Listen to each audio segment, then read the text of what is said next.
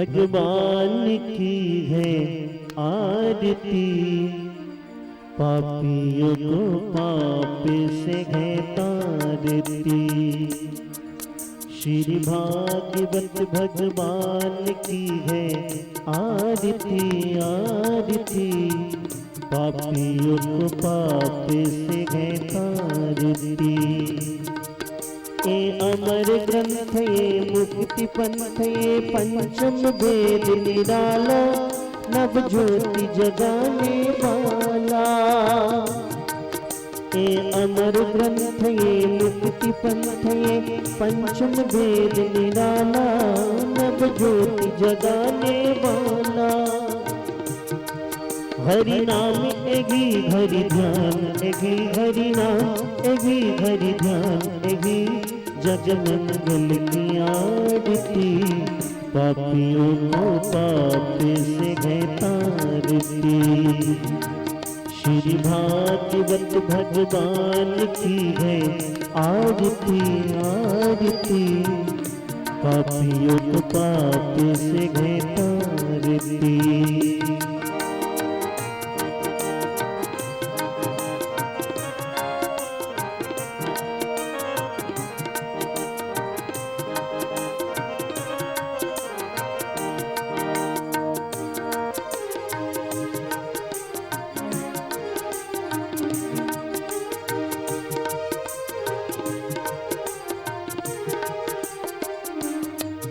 ये शांति गीत पावन पुनीत पापों को मिटाने वाला, हरि दर्श कराने वाला।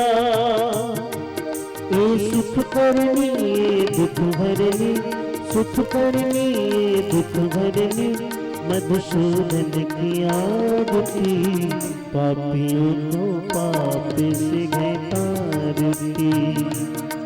श्री भागवत भगवान की है आरती आरती, पापियों को पाप से है तारती। ए मधुर बोल जग पंथ को सन्मार्ग बताने वाला, बिगड़ी को बनाने वाला, हरि दर्श कराने वाला है। सीताराम एगी राधे श्याम एगी, सीताराम एगी राधे श्याम एगी, प्रभु महिमा की आरती, पापियों को पाप से है तारती। श्री भागवत भगवान की है आरती आरती, पापियों को पाप से है तारती। हरे कृष्णा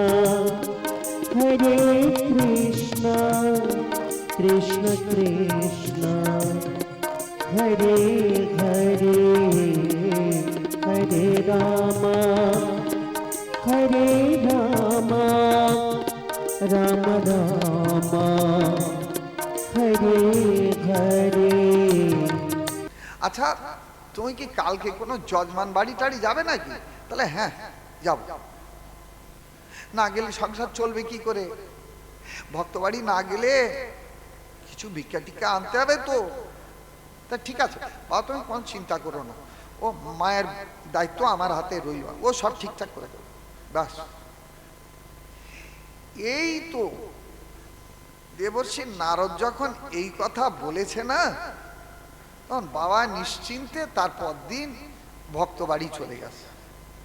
এখন ঠিক দুপুরের একটু আগে ওই বিনা যন্ত্রে তান তুলে নারায়ণ হরিগুণ কীর্তন করতে করতে গিয়ে উপস্থিত হয়েছে, আর গিয়ে খুব জয়ধ্বনি দিয়েছে।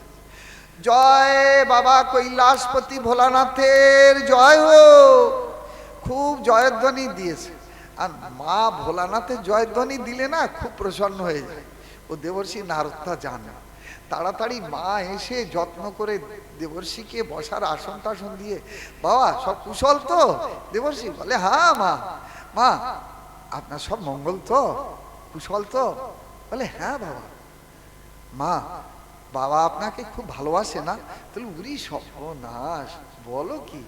দেবর্ষি আমার পতির মতো পতি হয় না, একবারে মন প্রাণ সর্বস্ব দিয়ে আমাকে ভালোবাসে। ও তাই নাকি? আচ্ছা মা, ও বাবা যা ওই যজমান বাড়ি টাড়ি থেকে পায় সব তোমার কাছে এনে দেয় না? তাহলে হ্যাঁ বাবা, সব এনে আমার কাছে জমা দেয়, মন খুলে সব বলে দেয়।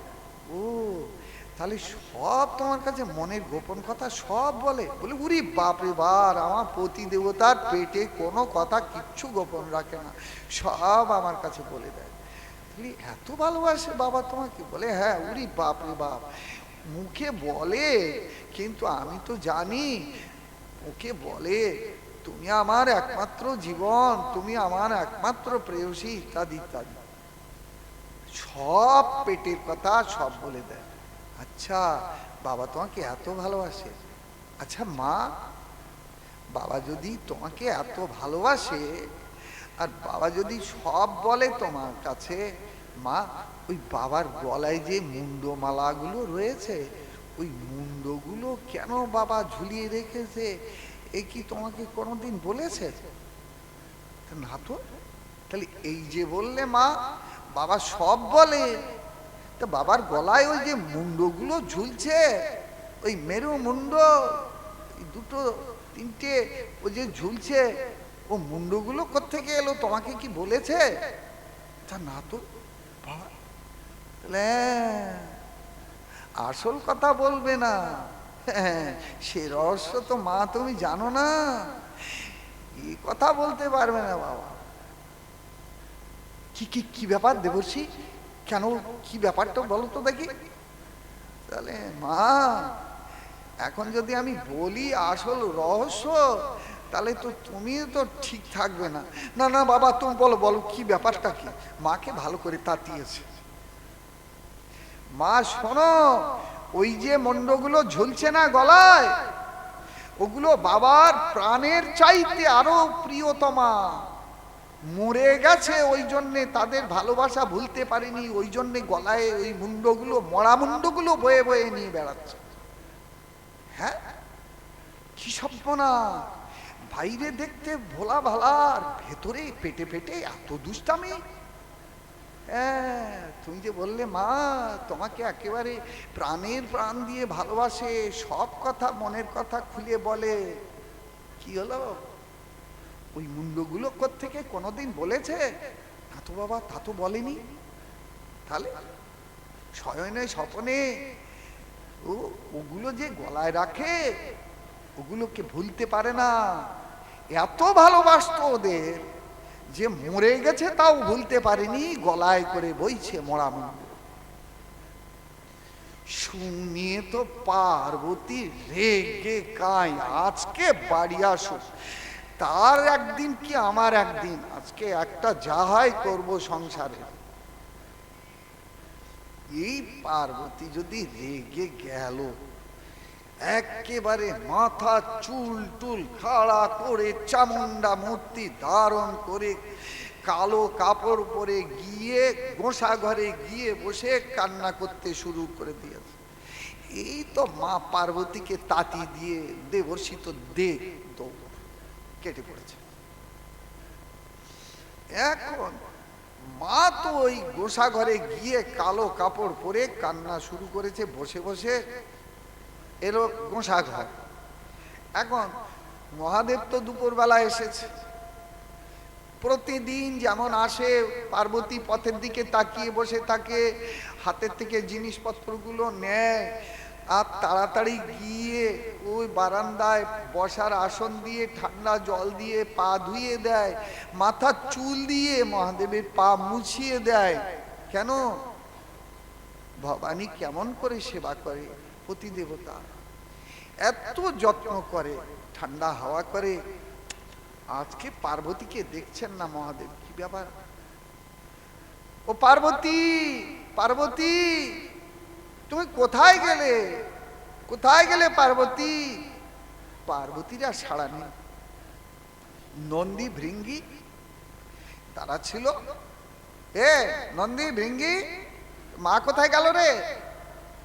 বলে বাবা ওই দুপুরের আগে এসেছিল ওই বীণা বাজানো ঠাকুর। হ্যাঁ, বীণা বাজানো ঠাকুর? হ্যাঁ, তাই এসে কি হলো? বাবা ওই মাকে কানে কানে কি বলল, আর মা ভীষণ রেগে গিয়ে ভয়ঙ্কর চামুন্ডা মূর্তি ধারণ করে এই কালো কাপড় পরে ওই গোসাঘরে গিয়ে কান্না শুরু করেছে। সে কি রে, দেবর্ষি নারদ কি বলে গেল? ওরে পার্বতী, দেবর্ষি নারদ তোকে কি বলে গেল রে? কেন রাগ করেছিস? ওরে পার্বতী আয় শিগগিরি। পার্বতী তখন রাগে গঁ করছে। ওরে পার্বতী, দেবর্ষি নারদ তোকে কি বলে গেল? কেন রাগ করেছিস? ওরে পার্বতী আয়, বেরিয়ে আয়। কি করবে পার্বতী, আর কথা শুনছে না। হাতে জিনিসপত্রগুলো বারান্দায় রাখলো, নিজে নিজে একটু পা ধুরেও পার্বতীকে খুব। পার্বতী তখন রেগে গঁ গঁ করতে করতে বলছে, আগে বলো তোমার কটা প্রেয়সী আছে?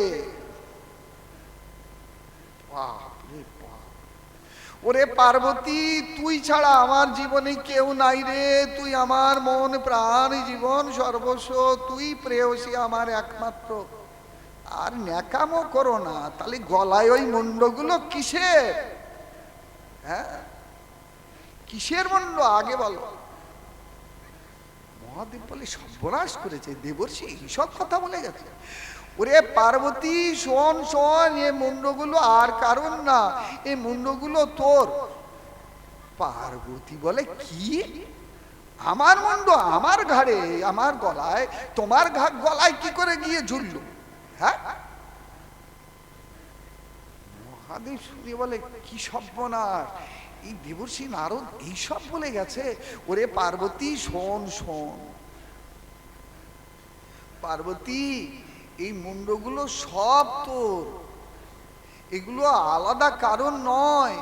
ওরে পার্বতী, তোকে তো আমি কোনোদিন ভুলতে পারি না। তুই জন্মে জন্মে জন্মগ্রহণ করে বারবার মরেছিস, আর তোর সেই স্মৃতিটা আমি ভুলতে পারিনি বলে তোর সেই মুন্ডগুলো আমি গলায় করে রেখেছি। আমি তোকে ছাড়া আর কাউকে ভালোবাসি না রে। কি, আমি বারবার জন্মগ্রহণ করেছি আর মরেছি, আর তুমি মরনি কেন? তোমার মরণ হয়নি কেন? ওরে পার্বতী, এই জন্যে তো তোকে বলি, আমি যে অমৃত পান করেছি, তুই তো তাপ পান করবি না। আমি অমৃত পান করেছি বলে আমার মৃত্যু হয় না। আমি এই জন্যে মৃত্যুকে জয় করেছি, আমি এই জন্যে নাম ধারণ করেছি মৃত্যুঞ্জয়। ভক্তগণ আমাকে বলে, তুই তো সেই অমৃত পান করবি না। তোকে তো বারবার বলি, ওরে পার্বতী একটু হরি কথা শোন, একটু হরি নাম কর, একটু ভাগবতী অমৃত পান কর, তাহলে তোরও আর মরণ হবে না। কি, তুমি অমর কথা শুনেছ, অমৃত পান করেছ, তাই তোমার মরণ হয় না, আর আমার তাই বারবার জন্ম হয়, বারবার মৃত্যু হয়। এই জন্যই তো বলি পার্বতী একটু হরিভজন কর, হরিনাম কর, শোনাও আমাকে সেই অমর কথা। এইখানে হর পার্বতীর এই অমর কথা, কৃষ্ণ কথা, সেই কৈলাসের নির্জন গুহা কন্দরে এই প্রথম অধিবেশন। আর এইখানে সুখ পক্ষী রেখেছিল ওই গুহা কন্দরে ডিম। এই অমর কথার প্রভাবেতে এই ডিম থেকে ফুটে বেরোলো বাচ্চা। কেন? চেতন এই জগতে 5 প্রকার। আচ্ছাদিত চেতন, আর সংকুচিত চেতন, মুকলিত চেতন, বিকচিত চেতন, পূর্ণ বিকচিত চেতন। আমরা কি সবাই চেতন বস্তু বলে মনে হচ্ছে জেগে আছি? না, চেতনের এই 5 ভাগ দেখিয়েছেন শাস্ত্র। পূর্ণ বিকচিত কারা? যারা এই জগতের সত্য মিথ্যা, পাপ পুণ্য, আলো অন্ধকারের বিচার করে সত্যিকারের সঠিক পথ যারা জেনেছেন, তারাই পূর্ণ চেতন লাভ করে সৎ পথেতে পা বাড়িয়েছেন।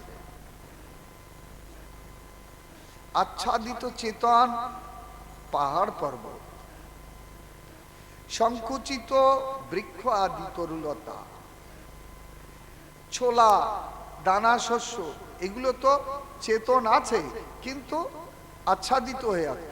জলে ভিজিয়ে দিন, সন্ধেবেলা তুলে রাখুন, সকালবেলা দেখুন গজা বেরিয়েছে। তার মানে চেতন ছিল, কিন্তু ওটা সংকুচিত ছিল। মুকুলিত, মুকুলিত হলো পুষ্প কুঁড়ি, মুকুল এসেছে, তারপরে বড় যেই হলো কুঁড়িটা আস্তে আস্তে বিকচিত হচ্ছে। এই কালকে ফুলটা ফুটবে একেবারে পরিষ্কার, সকালবেলা উঠে দেখো বাগান আলো করে গোলাপ ফুটে গেছে, পূর্ণ বিকচিত। চেতন সত্তার এই পাঁচটা ভাগ আছে। এই জন্যে সেই যে আচ্ছাদিত চেতন, শুকপক্ষীর ডিম্ব, এই চেতন কথা, অমৃত কথার প্রভাবেতে ডিম্ব ফেটে বেরিয়ে গেল বাচ্চা, আর বাচ্চা বেরিয়েই এই অমর কথার প্রভাবেতে যেই না শুনতে লাগলো, আহা শুকপক্ষী শাবক, ও কি ঢুলু ঢুলু নয়নে, আহা কি অমৃত পান হচ্ছে। আর মহাদেব বলেছে, পার্বতী তুমি বুঝতে পারছো কি না পারছো, একটু হাঁ হু দিও। আর পার্বতী ঠিকঠাক হাঁ হু দিয়ে যাচ্ছে, কিন্তু আদরের প্রেয়সী তো মহাদেবের কোলে মাথা রেখে এই অমর কথা শুনছে। এই কেউ কেউ দেখেন না চেয়ারে হেলান দিয়ে শোনে, কেউ কেউ খুঁটি হেলান দিয়ে শোনে, শুনতে শুনতে দেখুন না চোখ বুজে গেছে, অবস্থা দেখতে খুঁটি হেলান দেয়া। এই আরাম করে না প্রেয়সী পার্বতী শুনছিলেন মহাদেবের কোলে মাথা রেখে, আর শুনতে শুনতে যেই তন্দ্রা এসে গেছে, হু দিয়া বন্ধ হয়ে গেছে। ওদিকে শুকপক্ষী বুঝতে পেরেছে মা পার্বতী হু না দিলে তো মহাদেব আমার কথা বলবে না। ও পার্বতী মায়ের কণ্ঠ নকল করে হু দিয়া শুরু করে দিয়েছে। হু দিতে দিতে অমর কথা যখন শেষ প্রান্তে গিয়ে পৌঁছেছে, পার্বতীর গেছে তন্দ্রা ভেঙে। কি ব্যাপার প্রভু, এই ওইখানে এরপরে কি হলো, কেন তুমি শোনোনি? না তো। তাহলে হু দিল কে? মহাদেব পেছন ফিরে দেখে, ও ততক্ষণে শুকপক্ষী শাবক ওই অমৃত পান করে ঢুলু ঢুলু নেত্র। আরে সর্বনাশ, কেন? কি রসে ওর মজে আছে সমস্ত সত্তাটা। অমর কথা পান করে ও তো অমরত্ব লাভ করেছে। আর মহাদেব যদি দেখলো, হায় রে এই তির্যক জনিতে আমার অমর কথা গিয়ে পতিত হলো, সর্বনাশ, এই যে কোথায় গিয়ে এই কথা কীর্তন করবে তার ঠিক নেই, ওকে এখনই সংহার করা দরকার। মহাদেব ত্রিশূল নিয়ে যেই দৌড় শুরু করলো ওর পেছন পেছন, শুকপক্ষী তো প্রাণ ভয়ে ওইখান থেকে ছুটলো। মহাদেব ছুটছে, কিন্তু মহাদেব ছুটে ধরবে কি করে? ও তো আত্মস্বরূপতা প্রাপ্ত, এই অমর কথার প্রভাবে আত্মস্বরূপতা প্রাপ্ত।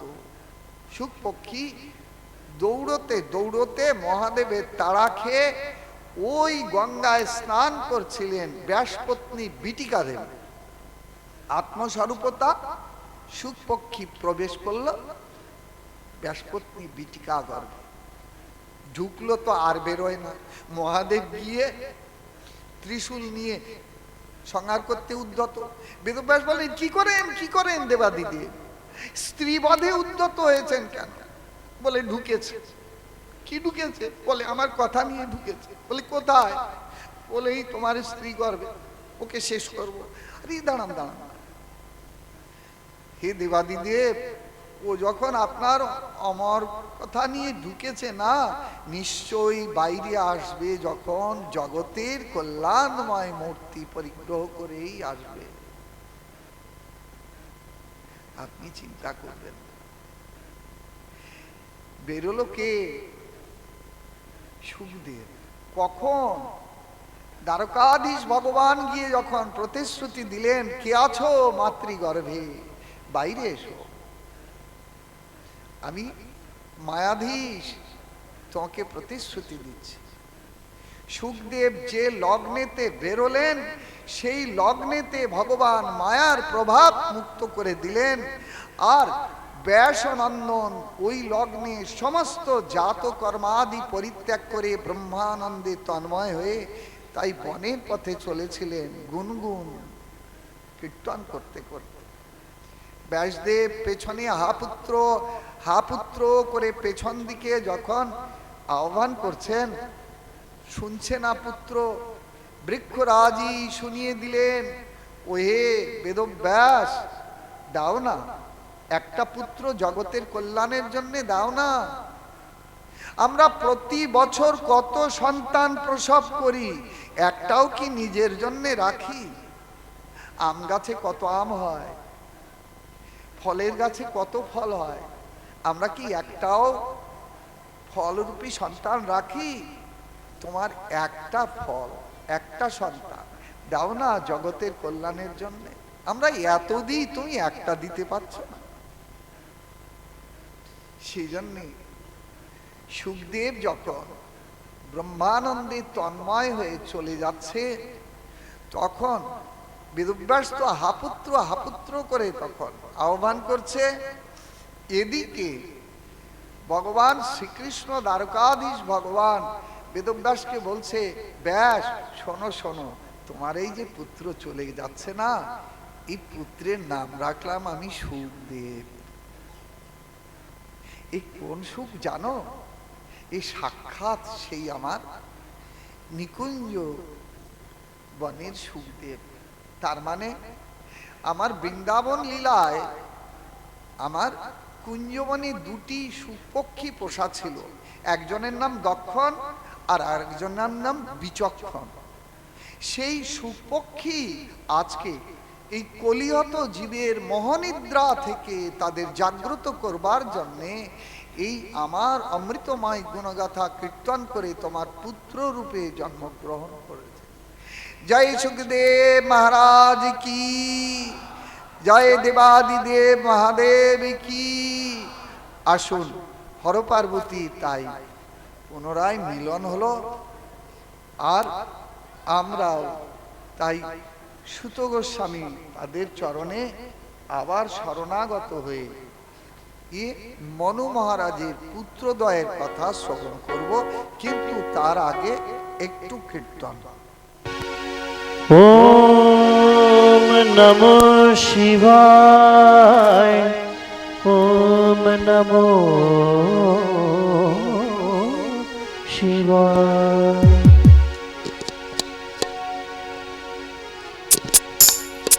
कर दे दीनों के दुख दूर, हो बाघंबर वाले।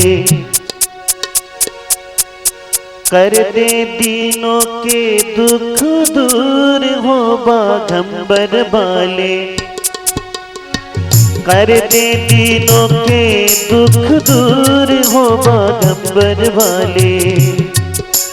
हो बाघंबर वाले, हो बाघंबर वाले, हा बाघंबर वाले, हो बाघंबर वाले।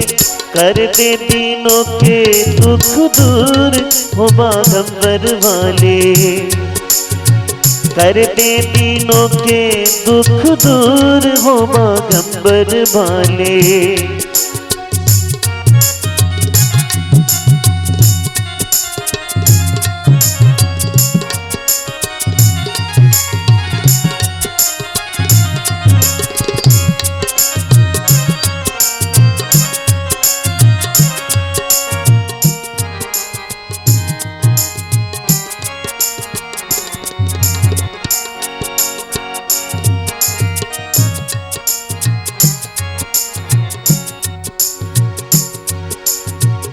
कोई चढ़ावे तो पे जल की धारा, जल की धारा। भोलेनाथ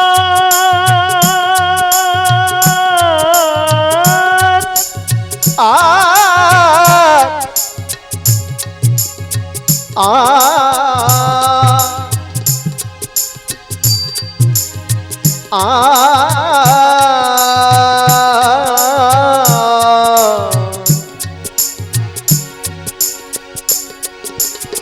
कोई चढ़ावे तो पे जल की धारा, कोई चढ़ावे तो पे जल की धारा, जल की धारा भोले जल की धारा, जल की धारा भोले जल की धारा। कोई चढ़ावे पत्ता फूल वो बागंबर वाले, कोई चढ़ावे पत्ता फूल वो बागंबर वाले, वो बागंबर वाले, बागंबर वाले, वो बागंबर वाले। कर दे दिनों के दुख दूर वो बागंबर वाले।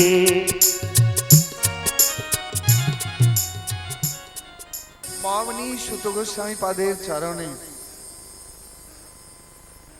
শনকাদি ঋষিগণ প্রার্থনা জানালেন,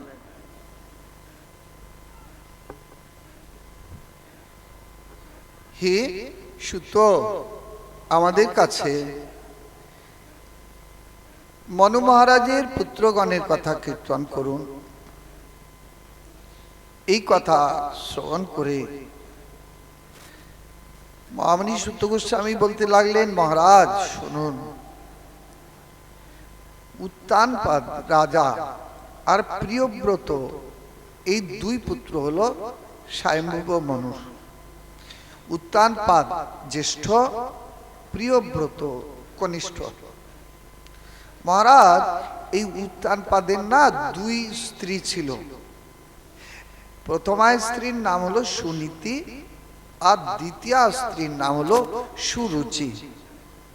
মহারাজ, সুনীতির গর্ভে যে পুত্র জন্মগ্রহণ করেছিল তার নাম হলো ধ্রুব, আর সুরুচির গর্ভে যে পুত্র জন্মগ্রহণ করলো তার নাম হলো উত্তম। মহারাজ, এই উত্তম একদিন না ওই পিতার কোলে বসে আছে। ধ্রুব রাজসভায় গিয়ে দেখলো যে পিতার কোলে বৈমাত্রেয় ভ্রাতা উত্তম বসে আছে। এই দেখে তারও ইচ্ছা হলো আমিও পিতার কোলে বসব, কিন্তু বিমাতা সুরুচি না ভয়ঙ্কর রূঢ় কথা শুনিয়ে দিলেন। ওহে ধ্রুব, হতে পারো তুমি রাজকুমার, রাজপুত্র, কিন্তু তুমি রাজার অন্য পত্নীর গর্ভেতে জন্মগ্রহণ করেছ, এই জন্যে তোমার ওই অভিলাষ পূর্ণ হবে না। তোমার অভিলাষ পূর্ণ যদি করতে হয় তাহলে হরির উপাসনা করে মরে আমার পেটে জন্ম নিতে হবে। শুনে পিতাও কিচ্ছু বললেন না। আর ধ্রুব এই কারণে খুব দুঃখের সঙ্গে রোদন করতে করতে না মায়ের কাছে গিয়ে উপস্থিত হলো। মা তাকে সান্ত্বনা দিতে লাগলো, পুত্র তুমি রোদন করো না, নিশ্চয়ই আমরা জন্মান্তরে এই কিছু অপরাধ করেছিলাম, তারই ফলস্বরূপ আমাদের কপালে এই দুঃখটা এসে উপস্থিত হয়েছে। নিশ্চয়ই কাউকে আমরা এই দুঃখ দিয়েছিলাম। এই বলতে লাগলো, পুত্রকে সান্ত্বনা দিতে লাগলো। আমরা এরপরে কি দেখছি না, সেই ধ্রুব মায়ের এক সময় ঘুমিয়ে পড়ল। ধ্রুব মায়ের কোল থেকে স্নেহাচল থেকে মুক্ত হয়ে ধ্রুব কুমার সাধনা করবার জন্য সত্যি সত্যি বনে গেল। আর সাধনা করে হরির উপাসনার মধ্যে দিয়ে যখন আশীর্বাদ নিয়ে ফিরল, এই ধ্রুবকে পরবর্তীকালে রাজা উত্তানপাদ রাজসিংহাসনে অধিষ্ঠিত করে দিয়ে চলে গেলেন প্রব্রজ্জা অর্থাৎ বনে সাধনা করবার জন্য। আসুন, ধ্রুব উপাখ্যান হলো অর্থ প্রকরণ। অর্থ কাকে বলে? জীবন ধারণের প্রয়োজনীয় বিষয়কে বলে অর্থ। রাজকুমার। তাই রাজকুমার ধ্রুবের অর্থ অর্থাৎ জীবন ধারণের প্রয়োজনীয় বিষয় হলো রাজসিংহাসন। এই রাজসিংহাসনকে লক্ষ্য করে এই ধ্রুবকুমার হরির উপাসনা করেছিলেন। আর হরি যখন দর্শন দিলেন বিশ্বপিতা, তখন বিশ্বপিতার চরণে এই ধ্রুবকুমার প্রার্থনা জানালেন, আর আমি কিচ্ছু চাই না, তোমার চরণ দর্শন পেয়েছি, এতেই আমার সমস্ত অভিলাষ পূর্ণ হয়ে গেছে। ভগবান বললেন, ধ্রুব তুমি তো সকাম ভক্ত, জগতের বিষয় কামনাকে লক্ষ্য করে তুমি আমার আরাধনা করেছিলে, সুতরাং তুমি গ্রহণ করো। তুমি যদি বিষয় না গ্রহণ করো, জগতে সকাম ভক্তগণ তো তাহলে আমার আরাধনা করবে না কোনোদিন, বলবে চাইলে তো দেয় না, বড় জোর দর্শন দিয়ে ভুলিয়ে ভালিয়ে বাড়ি পাঠিয়ে দেয়। তুমি গ্রহণ করো, আমার আশীর্বাদে তোমাকে বিষয়ের বিষময়তা কখনো দুঃখ দেবে না। এই উপাখ্যানটির মধ্যে দিয়ে বিশ্বপিতা ভগবান শ্রীহরি আমাদেরকে কি শিক্ষা দিয়েছেন একটু বিশ্লেষণ সহকারে যদি আমরা শুনি, তাহলে অর্থই ভক্তের জীবনে যে পরমার্থ রূপ পরিগ্রহ করে এটা আমরা বুঝতে পারব। এই জন্যে মহামুনি সুত গোস্বামী পাদ বলতে লাগলেন, মহারাজ এই উত্তান পাদের দুই স্ত্রী, যায় উত্তান পাদস্য সুনীতি সুরুচি স্তয় সুরুচি প্রেয়সী পত্তুন্নে তোরা যৎসুত ধ্রুব। হে মহারাজ, এই উত্তানপাদ রাজার না দুই স্ত্রী, আর তার প্রথমা পত্নীর নাম হলো সুনীতি, আর এই সুনীতির পুত্র হলো ধ্রুব। ধ্রুব গিয়ে দেখছে কি না, পিতার কোলেতে বৈমাত্র ভ্রাতা উত্তম বসে আছে, আর উত্তমকে দেখে তাই ইচ্ছা হলো যে আমিও পিতার কোলে বসবো, কিন্তু পিতা তাকে কোলে নিতে পারল না, পরন্তু পার্শ্বে উপবিষ্টা প্রেয়সী সুরুচির দিকে তাকাচ্ছে। কেন না, সুরুচি যদি অনুমতি দেয় তবে আমি ধ্রুবকে কোলে নেব। কেন, সুরুচি যে প্রেয়সী। ভাগবতের আচার্য আসলে রহস্য উদ্ঘাটন করে বললেন, এই সুনীতি আর এই উত্তানপাদের সম্পর্কটা কখন হয়েছিল, এ সুনীতির স্বরূপটা কি, আর এই উত্তানপাদই কে। বলে উত্তানপাদের স্বরূপটা বর্ণনা করতে গিয়ে বললেন, ঊর্ধ্ব পদম যস্য সয়েব উত্তানপাদ, যার পা দুটো উপরের দিকে উঠে আছে সে হলো উত্তানপাদ রাজা। সে কি বলে, হ্যাঁ, মাতৃগর্ভে আমরা যখন জীব বাস করি 9 মাস 10 দিন পর্যন্ত আমাদের প্রত্যেকের পা দুটো কিন্তু উপরের দিকে থাকে, হেড মুন্ডে ঊর্ধ্বপদে। এই সময় সবাই আমরা উত্তানপাদ অবস্থা। এই পত্নীর সঙ্গে কখন তার শুভ পরিণয় হলো, বলে পত্নীকে ভাগবতে দুটি ভূমিকায় আমরা প্রথম দিন শুনে নিয়েছি। প্রথম, পতির গুণগত ভূমিকায় স্ত্রীকে তুলে ধরা হয়েছে, আর স্ত্রীকে পতির বুদ্ধির ভূমিকায় তুলে ধরা হয়েছে। বুদ্ধির ভূমিকায় পত্নী কে কে না, পাণ্ডব পত্নী দ্রৌপদী, পুরঞ্জন পত্নী পুরঞ্জনী, বলি পত্নী বিন্ধ্যাবলী, এরা সবাই কিন্তু বুদ্ধির ভূমিকায়। এখানে উত্তানপাদ পত্নী সুনীতি এবং সুরুচি, এরা সবাই বুদ্ধির ভূমিকায়। গুণগত ভূমিকায় কোথায় না, ধর্মের যে পত্নীগুলো, যে 16 জন পত্নী, এরা কিন্তু সব ধর্মের গুণগত ভূমিকায় এরা বসে আছে।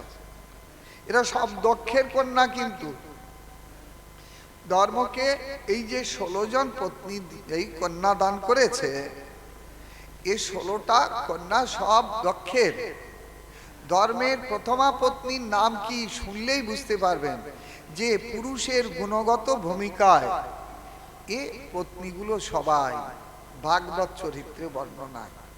ধর্মের পত্নীগুলোর নাম শ্রদ্ধা, মৈত্রী, দয়া, শান্তি, তুষ্টি, পুষ্টি, ক্রিয়া, উন্নতি, বুদ্ধি, মেধা, রি, তিতিক্ষা, মূর্তি, এগুলো সব কিন্তু ধর্মের পত্নী। ধার্মিক ব্যক্তির প্রথম গুণগত লক্ষণ কি? শ্রদ্ধা। এই জন্য ধর্মের প্রথমা পত্নীর নাম শ্রদ্ধা। আপনাদের যদি শ্রদ্ধা না থাকতো তাহলে এই শীতকালে রাত্রে কি এই সবাই আপনারা বসে থাকতেন? উত্তরিকা কাজকর্ম বাদ দিয়ে। এই জন্য ধার্মিক ব্যক্তির প্রথম গুণগত লক্ষণ হলো শ্রদ্ধা।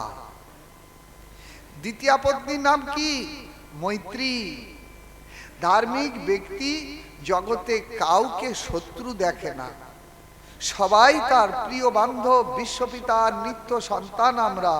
জগতের প্রত্যেকটি জীব তাই আমার অত্যন্ত আপনজন। সেজন্য সকলের সঙ্গে সে মিত্রতা স্থাপন করে বিশ্বপিতার করুণা লাভের জন্য সাধন ভূমিকায় সচেষ্ট। সেই জন্য দ্বিতীয় পত্নীর নাম মৈত্রী। দয়া। ধার্মিক ব্যক্তির মধ্যে তো প্রকৃত দয়া থাকবে। কোন ধার্মিক? লোক দেখানো ধার্মিক না। মুখে বলবো আমি সবাইকে ভালোবাসি, সকলের সঙ্গে প্রেম করি, আর সুযোগ পেলেই গলা কেটে খাবো নাকি? প্রত্যেকের তো বাঁচার ইচ্ছা আছে জগতে। একটা মশা আপনার গায়ে যদি কামড়ায় না, ও আপনি মারতে যান, ও কোন ফাঁকে প্রাণ নিয়ে পালিয়ে যাবে, ও সেই সুযোগ খুঁজে আপনাকে কিন্তু রক্ত পান করছে আপনার। আর যদি ডাক্তারবাবুর কাছে গেলেন অসুস্থ হয়ে, ডাক্তারবাবু ইয়া লম্বা একটা ইঞ্জেকশনের ছুঁচ দেখে যখন নিয়ে আসছে ইঞ্জেকশন, ওরে বাবারে অত বড় ছুঁচ আমার গায়ে ঢোকাবে, ভয় লাগবে কিনা? তাহলে একটা ছুঁচ দেখে যদি আপনার মনে এই ভীতির সঞ্চার হয়, তাহলে যখন একটা জীব হত্যা করবার জন্য ছুরি নিয়ে তার গলায় বসাতে যাচ্ছেন, তার প্রাণের অবস্থাটা কি হয়? কি হয়? এই জন্যে অপরের সঙ্গে আমি কেমন ব্যবহার করব তার প্রমাণ তো আমি নিজে। আমি যদি কাউকে ব্যথা দিই, তাহলে আমাকে কেউ যদি ব্যথা দেয় আমার কিরকম অনুভব হয়, সেইটা বুঝে তো অপরকে ব্যথা দেব। যদি প্রাণ সংহার করবার ইচ্ছা হয়, আগে তাকে জানতে হবে আমি কি প্রাণ দান করতে সমর্থ? প্রাণ তো নিতে যাচ্ছি। এই জাতীয় অনুভূতির সঙ্গে যার হৃদয়েতে দয়া ধর্ম আছে, এহেন ধর্মের পত্নীর দ্বিতীয় পত্নীর নাম দয়া। শান্তি।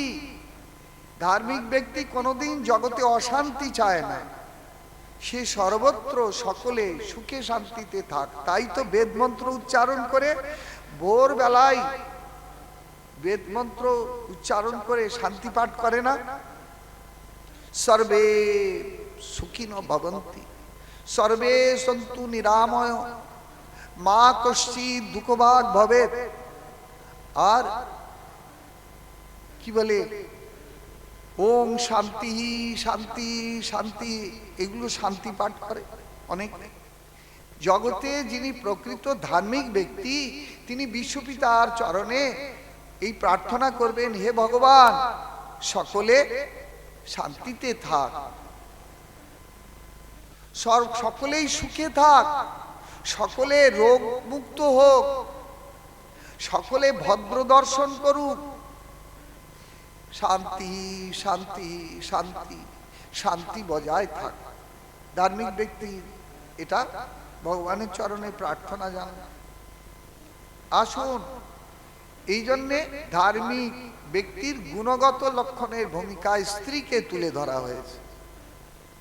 সেই জন্যে ধর্মের পত্নীগুলোর নাম শ্রদ্ধা, মৈত্রী, দয়া, শান্তি, তুষ্টি, পুষ্টি, ক্রিয়া, উন্নতি, বুদ্ধি, মেধা, এগুলো সব ধর্মের পত্নী। তো স্ত্রীকে পুরুষের গুণগত ভূমিকায় আর বুদ্ধির ভূমিকায়, এখানে উত্তানপাদ রাজা বুদ্ধির ভূমিকায় প্রথমা পত্নী এ সুনীতি। কখন উত্তানপাদ রাজার সঙ্গে এই পত্নীর শুভ পরিণয় হলো? বলে আমরা যখন মাতৃগর্ভে থাকি না, তখন হেডমুন্ডে ঊর্ধ্বপদে ভীষণ দুঃখের মধ্যে জীবন কাটে। ওই কপিল দেব মাতা দেবহূতিকে বলেছে, কিন্তু সব কথা তো সব বর্ণনা করা সম্ভব নয়। শুনো শুনো শুনো মাতা, জীব তত্ত্বেরও সংস্থান, সপ্তম মাসেতে জীবের গর্ভেতে হয় জ্ঞান। আর মাংসময় দেহ কৃমি কুলে বেড়ি খায়, ঘুচাইতে শক্তি নাহি মরয়ে জ্বালায়।